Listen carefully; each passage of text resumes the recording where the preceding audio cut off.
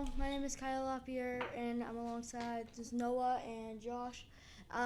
We're going to discuss who is the best running back in the NFL. Me, I think Jonathan Taylor is the best running back in the NFL. He did win the MVP, but also He didn't. He didn't even win Offensive Player of the Year. I thought, okay, well, every single run he has, he's been incredible. He got so many touchdowns this year, so. All right. Well, Jonathan Taylor is good, but Derrick Henry's better. People write off Derrick Henry because half a year of his injury. He had 2,000 rush yards. Did Jonathan Taylor have 2,000 rush yards? No. Did he won Offensive Player of the Year? Jonathan Taylor didn't win Offensive Player of the Year. Derrick Henry is a more dynamic player. He can get his touchdown every time he touches the ball. He's a tank on the field, and he's fast. I mean, he's the best recipe in the NFL. Like, no one can come up with a way to stop him. Well, I would agree if that was it last year, but this year he hasn't been that good. He got injured within like the 6th week, and yeah, he was doing pretty good, but he wasn't doing great. Not as good as Jonathan Taylor in the first 10 weeks. No, he wasn't. No, he was doing much better. In the first 10 weeks, Derrick Henry had 937 yards. I remember that exactly. Jonathan Taylor had something around like 600. He was still 300 yards behind Derrick Henry in the first 10 weeks. Derrick Henry's easily the better running back. Like, there's no way you can say that Jonathan Taylor is better than Derrick Henry right now. I think he is because he's just better. Derrick Henry also played horrible against the Bengals, and I get it, he was injured. Yeah, he had a metal plate in his foot. Yeah, but he only got like 30 yards in the entire game. He had I don't know. I think Derrick Henry, they still had to focus on stopping him. That's why the Bengals could only win because the Titans didn't play good defense. And Jonathan Taylor, in my opinion, he's the best running back because, he's just been incredible. Every single rush, he's been either, getting like 20 yards each game. Like, I think he's incredible. I just think Derrick Henry's better because of the way he runs.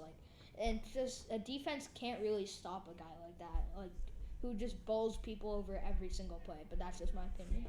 All right. Okay, let's switch up the topic. Who do you think is going to win the NBA MVP? All right, Noah. For next year. I think it will be Luka Doncic. He's an incredible player. He averages around 26 points per game. And, he just carries his team. When you think about the Mavericks, how far they've made it, and, you can't really think of any other player besides Luka on their team. He's got, like, Spencer Dinwiddie, he's got no real good players.